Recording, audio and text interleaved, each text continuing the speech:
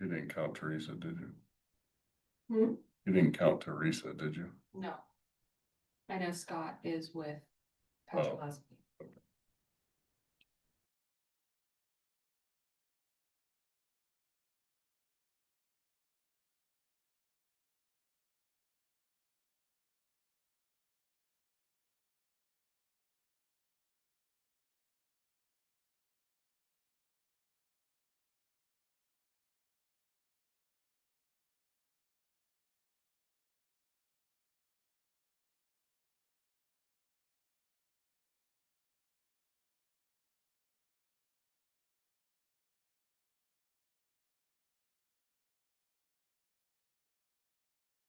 All right. I have 1400 on Tuesday. We'll go ahead and start with agenda item number 1. Call this to order and have Miss Lauren do roll call. Paul Melendrez. Lee Cabanis. Thank you, Lee. Brian O'Neill. Scott Lewis. Here. Thank you. Eric Holt. Matthias Risky. Here. Thank you, Matthias. Jared Franco. Present.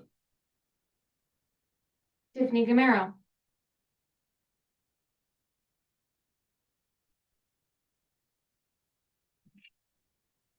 Samantha Laddick. Here. Thank you, Sam. Tiffany, can you come off mute and verbally say that you are here? Hi, Tiffany Gamero from DOE-EM Nevada. Thank you, Tiffany. You are one shy of quorum. All right, we'll give it a couple minutes to see if Chief O'Neill or Paul jump on so we can get started.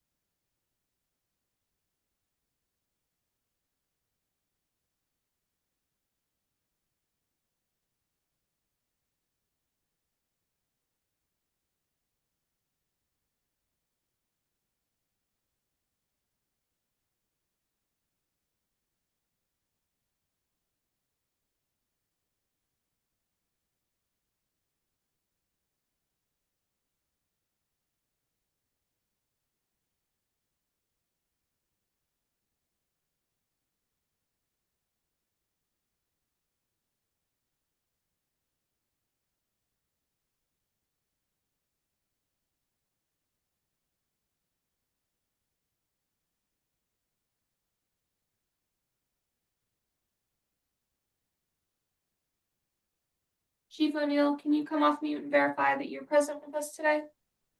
Yep. Sorry about that. I'm present. You, sir. You have quorum. All right, we'll go ahead and close out agenda item number 1 and move on to agenda item number 2. This is public comment. It is for discussion only. No action may be taken upon a matter raised under this item of the agenda until the matter itself has been specifically included on the agenda as an item upon which action may be taken. Public comments may be limited to 3 minutes per person at the discretion of the chair. Comments will not be restricted based on viewpoint. To provide testimony during this period of public comment via telephone, please call in anytime after 1:30 p.m. on the day of the meeting by dialing 1-669-219-2599. When prompted to provide the meeting ID, please enter 202-331-8963 and then press pound. When prompted for a participant ID, please press pound. When asked to provide public comment, please press *6 to unmute your phone and *6 again when your comments are complete. To provide written public comment, please email comments to Lauren Boris at l.boris@oem.nv.gov. Oh, we don't need to read that. We'll go ahead and give the YouTube stream 60 to 90 seconds to catch up. While we do that, is there any comments online? Reverse the record, seeing none. Thank you, Ms. Forrest. Any comments from the visitors? All right, hearing none. We'll go ahead and close out agenda item number 2 and move on to agenda item number 3. This is approval of the minutes. This is for discussion or possible action. The EPWG will discuss and review the minutes of the March 3rd, 2026 meeting. We will determine whether to approve the meeting minutes. I have a motion. Lee Cabinets, I'll make a motion to approve. Seconded, Scott Lewis. A second, any discussion? Hearing none, all in favor signify by saying aye. Aye. Aye. Any opposed, say nay. All right, motion passes. We'll close out agenda item number 3 and move on to agenda item number 4. This is the EPWG grant balance update. This is for discussion only. Judith Lyman of OEM will update the EPWG on the current funding balances and closing dates of each performance period for the EPWG grant. Judith, the floor is yours. Okay, can you hear me? We can hear you. Okay. So the performance period expires June 30th, 2026. And the following balances are available. Clark County, you have $485,845.74. As Elko County has $261,940.09. Esmeralda County has $264,328.70. Lincoln County, I do have the 4 reimbursement requests that you submitted. They are not included in this total. $347,991.63. Nye County, $324,664.82. White Pine County, $460,464.40. We did discuss with DOE the extension that we applied for, and when and if we get it, it will be an extension of the current grant. And any money left over, it is possible that we will be able to spend that after June 30th, but we still encourage you strongly to try and expend it before the performance period ends. Any questions?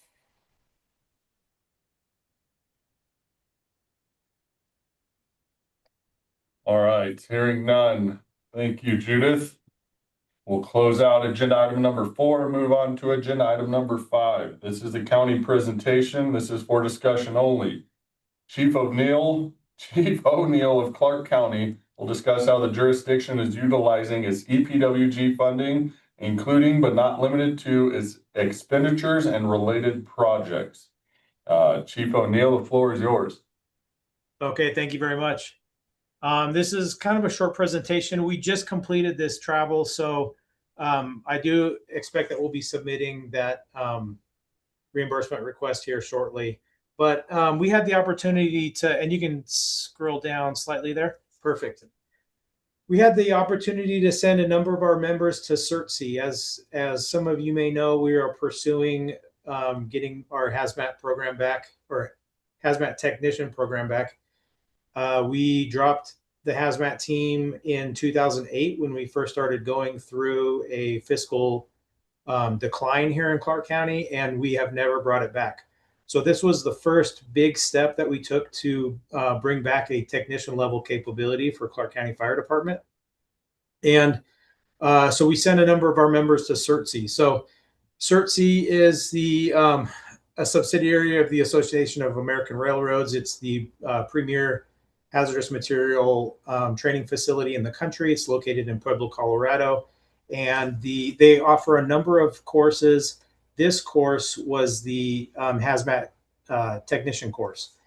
And so we sent 2 groups of people, 18 in each, for a total of 36 personnel. It's an 80-hour course, so it takes 2 weeks to complete that technician for surface transportation. Because of the size of the group that we were sending there, the CERT-C instructors had to put on two classes for us specifically, with all of our members attending in each one. The main problem that we have with sending a group this size is that we have to backfill all of these positions. We don't have that many extra personnel on the roster each day, so they're personnel that have to be covered with backfilled overtime. So it becomes extremely expensive for us to go out of the area and attend training, especially for weeks at a time like these 2 classes were. So this is kind of just a rough budget breakdown of where that money went. Backfill costs for 36 personnel for 2 weeks each is approximately $300,000.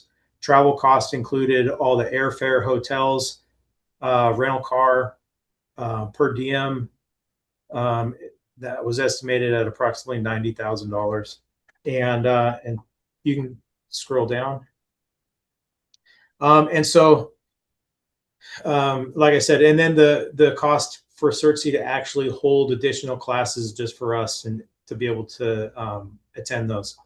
So while they were there, they continued to represent Clark County Fire Department the way that we want our members to represent our department in the community. They became aware of one of the instructors' kids that was going through his Eagle Scout project and was scoping that and developing the project. And we had a number of former Eagle Scouts that were on that trip, and so they were able to do some outreach with that family, raise some money, help this kid kind of develop his project, and really be an asset to the community while they were located there in Pueblo. And that's the end of my presentation, but happy to answer any questions.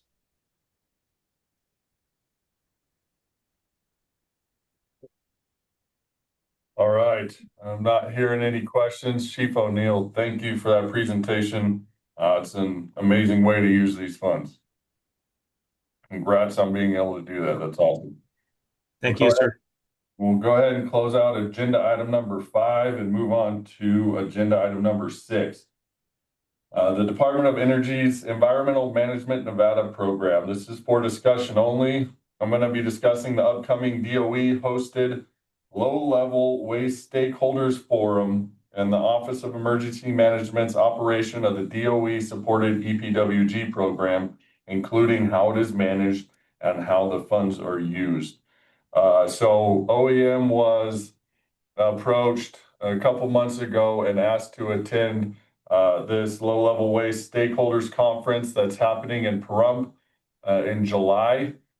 We agreed, and what our presentation is going to be about is how the state of Nevada Office of Emergency Management manages our EPWG program and the funds that come with it. And a big part of that presentation is going to be exactly what Chief O'Neill just presented on the projects and where the money goes to. So I will be reaching out to each individual county to really get a couple projects that you guys want highlighted at this conference that I can put into the presentation, and then I'll wrap it up with how the state manages it from the organizational level. Tiffany, did you have anything to add to that? No, I don't think so, other than that, so we host this meeting periodically. Right now, it's probably 2 or 3 times a year. And it's for local stakeholders. Some of you have also been to this meeting to talk about, we present items of interest related to transportation or, surrounding the NNSS. And so we really appreciate you agreeing to be one of the speakers this time. I think that I believe that Nye County has presented in the past at the Little Illinois Stakeholders Forum regarding the foam that they used with their they used EPWG funds to purchase. So the group is not entirely unfamiliar with the EPWG and the usefulness of the funding. So I appreciate you agreeing to join us that day. Yeah, absolutely. And we look forward to sharing, the great stuff that comes out of this program. So I know I owe you that presentation here pretty soon. I will get it to you shortly. So county managers, EMs, please answer my phone call when I call.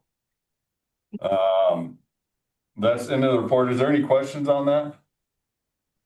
Hey, Jared, Scott Lewis from Nye County. Patrick and I were just talking, when the low-level waste is here, we're also going to be receiving at least one of our 2 new F500 trailers. So we'll have them on display for you, or for whoever would like to see them, and kind of kick the tires on them. Awesome. Thanks, Chief. Hey, Jared, Brian O'Neill. Just one more quick comment. When I talked about my presentation, it has been like almost 18 years since we've had a technician level capability on the major fire department in the state of Nevada by size.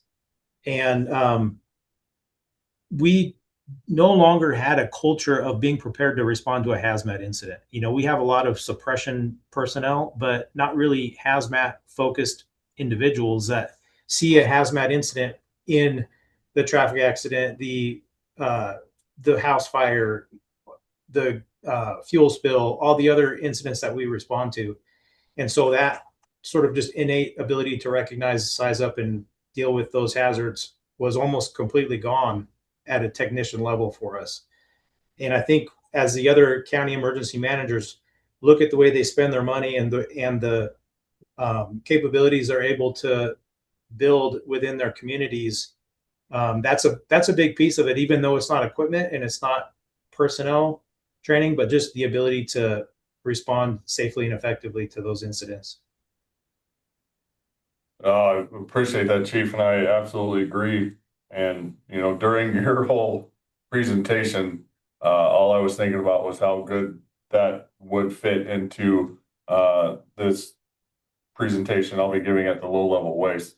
So I appreciate that. To the core, that's really what this program is about, to be able to respond to those types of incidents. So I appreciate that. Any other questions, comments, concerns? All right, we'll go ahead and close out agenda item number 6 and move on to agenda item number 7. The Office of Emergency Management, Homeland Security's radiation training calendar for local jurisdictions. This is for discussion only. I'm not seeing Jason Dannon on, so I'll take this one. Chris Daniels is out of the country right now. He didn't have anything to report. They will be continuing the calibrations scheduled. So just please be on the lookout for information from Jason Dannon. Any questions or comments on that? All right, we'll go ahead and close out agenda item number 7 and move on to agenda item number 8.